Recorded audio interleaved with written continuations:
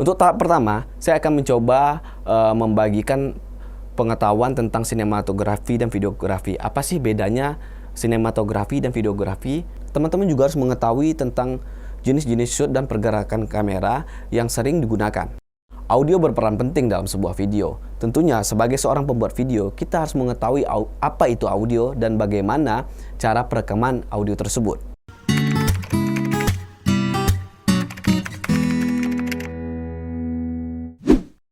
Assalamualaikum warahmatullahi wabarakatuh. Perkenalkan, saya Vino Bramata Sandi, seorang director dan produser untuk film dan video. Sebelumnya, semoga teman-teman masih tetap sehat, semangat, dan bisa berkreativitas di rumahnya masing-masing walaupun kita sedang menghadapi pandemi. Kali ini saya mencoba akan membagikan teknik-teknik dasar dalam proses pembuatan video. Nanti kita akan berbicara tentang bagaimana penataan suara, angle kamera, pemilihan lensa, dan bagaimana penyusunan shortlist itu sendiri.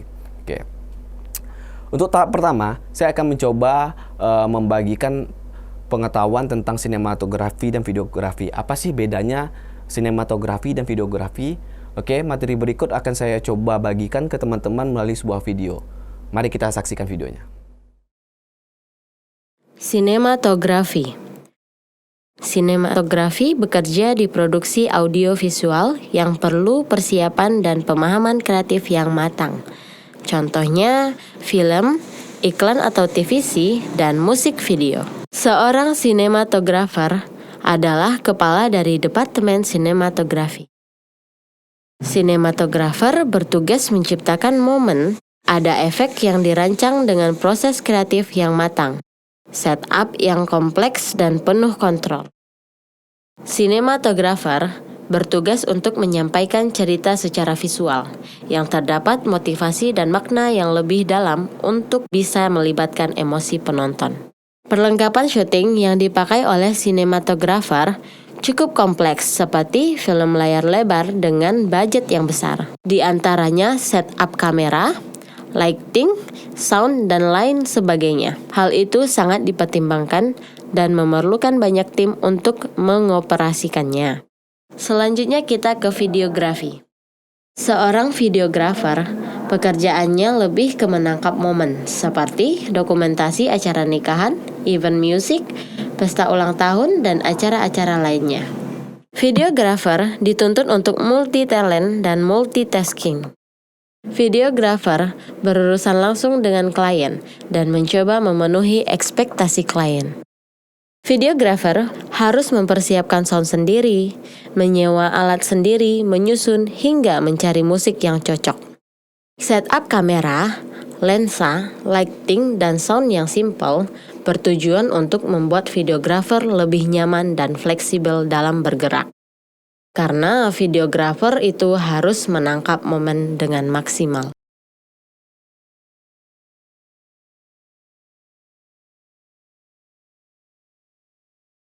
Tadi barusan teman-teman sudah melihat perbedaan antara apa itu videografer, sinematografer, tapi pada intinya baik videografer maupun sinematografer juga harus memahami persoalan kamera. Nah, bicara soal kamera, berikut saya akan mencoba menjelaskan jenis-jenis kamera video itu apa saja sih? Oke, mari kita saksikan. Jenis kamera video. Kamera video memiliki kerja yang sama dengan kamera foto. Namun, pada kamera video, proses penangkapan cahaya dan penggantian video sangat cepat, sehingga pada roll film atau gulungan film diperoleh gambar yang berurutan. Kamera camcorder. Kamera camcorder merupakan kamera video yang memiliki kualitas dan resolusi tinggi. Kamera ini dapat menghasilkan warna secara akurat serta gambar yang tajam. Kamera ini biasa digunakan untuk mengambil gambar dokumentasi yang membutuhkan durasi yang panjang. Kamera studio.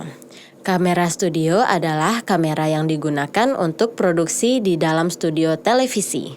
Ciri-ciri kamera ini dapat dilihat dari ukurannya yang besar dan berat, agar ketika mengambil gambar, hasil yang didapat benar-benar still atau tenang dan smooth atau halus. Kamera DSLR. Kamera ini digunakan untuk pengambilan gambar dinamis, di mana kamera ini dapat digunakan di mana saja. sehingga memungkinkan untuk merekam di berbagai tempat dengan segala kondisi. Kamera DSLR termasuk kamera yang menunjang aktivitas fotografi. Kamera mirrorless. Kamera mirrorless adalah kamera yang tidak memiliki cermin seperti yang ada pada kamera DSLR. Kamera sinema. Kamera sinema merupakan kamera khusus yang dapat menghasilkan gambar beresolusi tinggi secara ekstrim. Kamera sinema pada umumnya digunakan untuk pembuatan film. Tadi kita sudah menyaksikan beberapa jenis kamera video. Tapi yang paling penting adalah ketika memilih kamera, mau itu celluloid, mau itu kamera digital, yang paling penting adalah sesuai dengan kebutuhan dan budgeting dari produksi kita sendiri atau kebutuhan kita sendiri. Bicara soal kamera, tentu tidak terlepas dari persoalan lensa. Kali ini saya akan mencoba menjelaskan lebih agak mendetail jenis-jenis lensa. Jenis lensa kamera.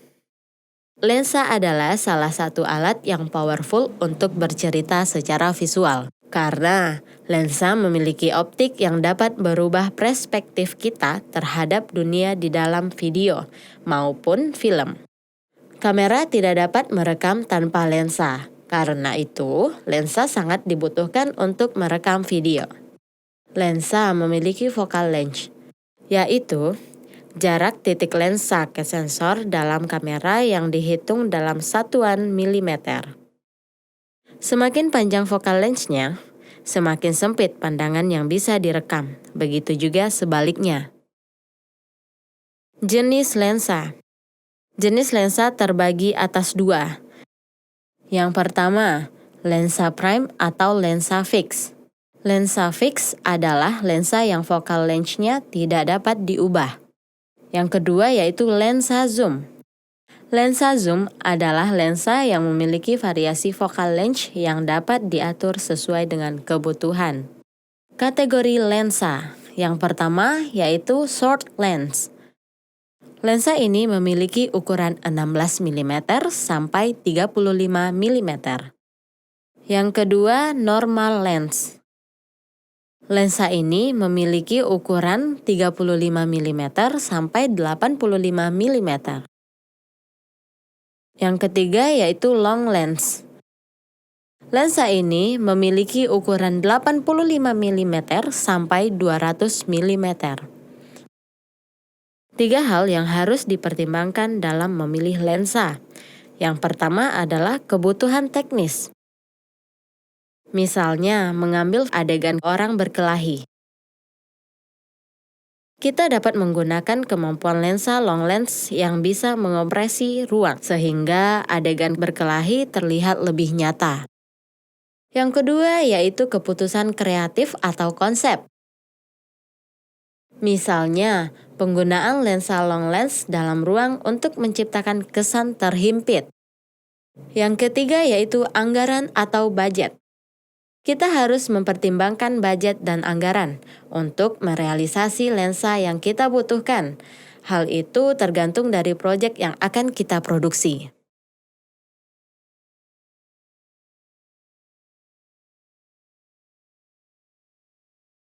Kamera setting. Ada beberapa fitur yang harus kita ketahui pada kamera. Beberapa fitur ini harus disetting dan disesuaikan agar mendapat kualitas gambar sesuai yang kita inginkan. Di antaranya yaitu exposure. Exposure adalah mengatur jumlah cahaya yang masuk ke kamera. Exposure juga berhubungan dengan gelap dan terangnya gambar. Alur gambar yang akan dilihat dari kamera yaitu cahaya yang akan masuk diproses melalui lensa. Kemudian, cahaya tersebut ditangkap oleh sensor kamera, lalu diproses oleh prosesor kamera. Tiga hal yang perlu diketahui dalam exposure yaitu aperture atau diafragma, mengatur beberapa banyak cahaya yang masuk melalui lensa. Aperture dilambangkan dengan huruf F dan diikuti angka, seperti f1,8, f2, f4, dan lain sebagainya. Semakin lebar aperture dibuka, maka cahaya yang masuk semakin banyak. Jika semakin sempit, maka cahaya yang masuk semakin sedikit. Shutter speed. Cahaya yang melewati lensa harus masuk ke sensor kamera agar diproses. Untuk masuk ke sensor kamera, ada pembatas yang membatasi. Shutter speed berhubungan dengan beberapa lama pembatas dibuka untuk masuk ke kamera.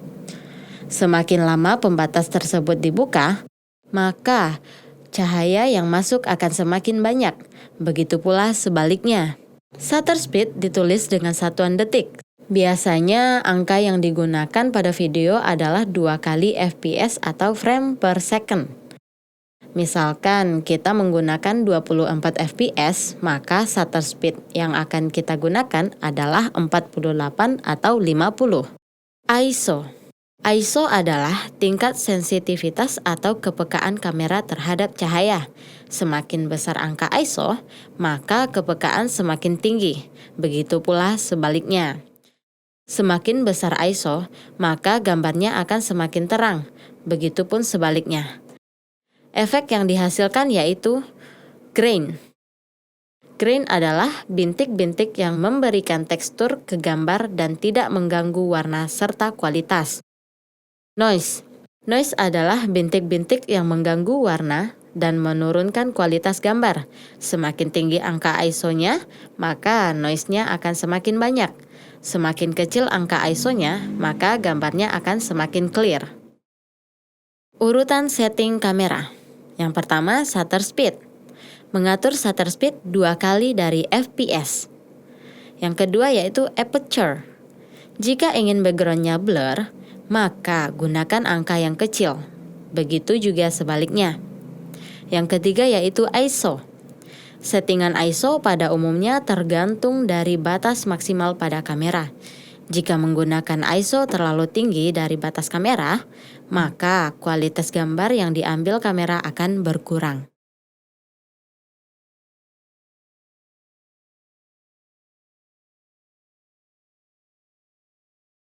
Resolusi video. Resolusi video terbentuk dari beberapa piksel.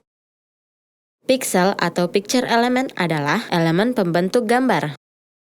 Video yang kita lihat tersusun secara vertikal dan horizontal dari beberapa piksel. Sehingga muncullah resolusi video karena banyaknya piksel dalam lebar dan tinggi. Semakin banyak jumlah piksel, maka video yang direkam bisa diputar di layar yang makin besar. Apakah video resolusi besar lebih bagus daripada video resolusi kecil? Belum tentu, karena tergantung faktor sensor kamera, prosesor, bitrate, dynamic range, dan lain sebagainya.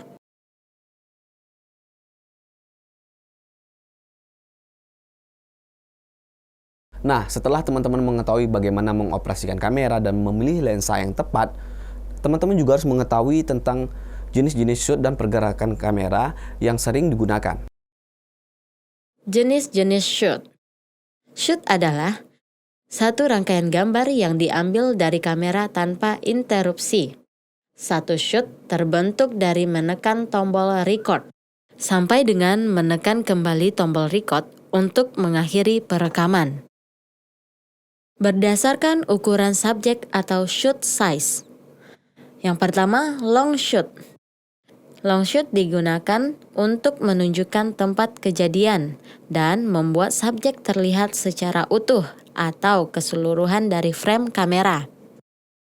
Yang kedua, medium shoot. Shoot ini sangat umum digunakan saat syuting. Shoot ini berfungsi untuk melihat ekspresi secara lebih jelas. Ukuran shoot ini sekitar dada hingga ke atas kepala. Akan tetapi, menyisakan sedikit spasi atau headroom pada atas frame kamera.